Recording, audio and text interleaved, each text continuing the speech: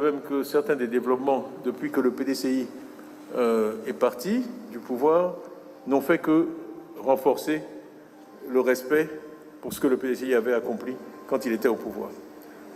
Avec 10 ans, 20 ans de recul, les gens évaluent de façon différente ce qui a été fait.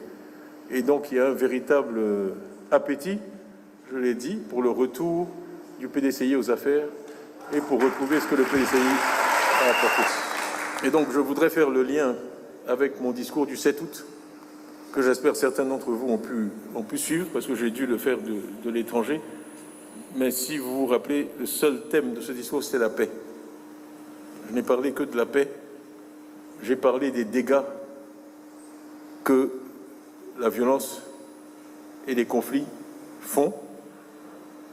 Parce que si vous décidez de creuser un trou, puis vous tombez dedans, et puis vous voulez qu'on vous félicite parce que vous êtes en train de faire des progrès pour ressortir du trou.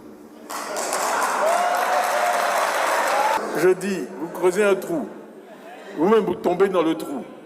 Après, vous êtes en train de faire des progrès pour sortir du trou.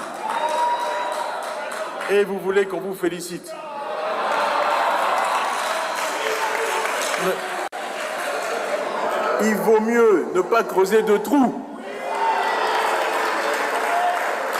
C'est simple.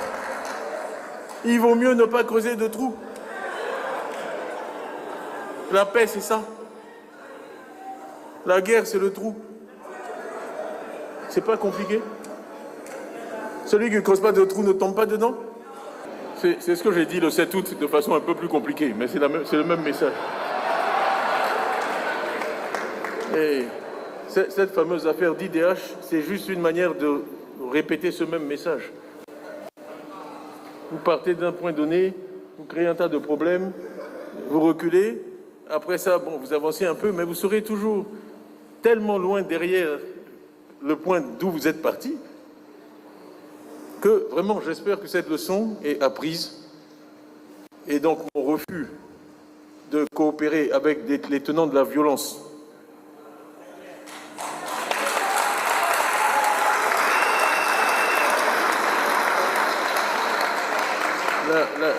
la fin ne justifie pas les moyens. Tous les moyens ne sont pas bons pour arriver au pouvoir.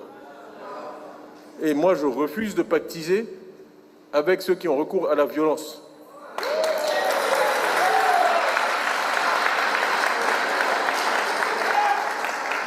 On me dit non, mais il faut faire un deal avec eux, et puis après... Mais c'est de la théorie du serpent dans le pantalon. Une fois que tu as mis le serpent dans ton pantalon... Non. Une fois que tu as mis le serpent dans le pantalon, c'est pas toujours facile de l'en sortir. Donc, non, il faut faire alliance et puis après, tu vas te débrouiller. Non, il vaut mieux ne pas mettre le serpent dans son pantalon.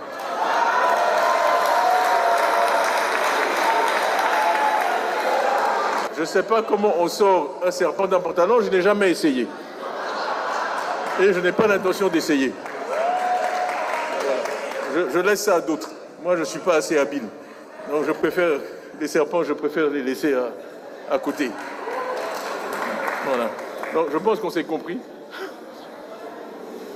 Je vous remercie d'être venus aussi nombreux ce soir.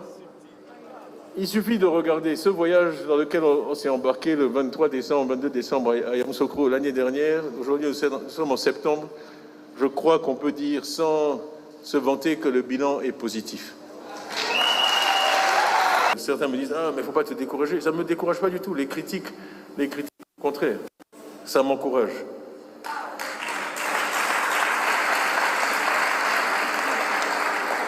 Ce qui serait inquiétant, c'est des opposants que le parti au pouvoir ne critique pas.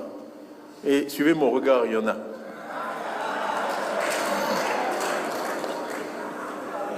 Si vous êtes un opposant et que le parti au pouvoir ne vous critique pas, vous avez des questions à vous poser.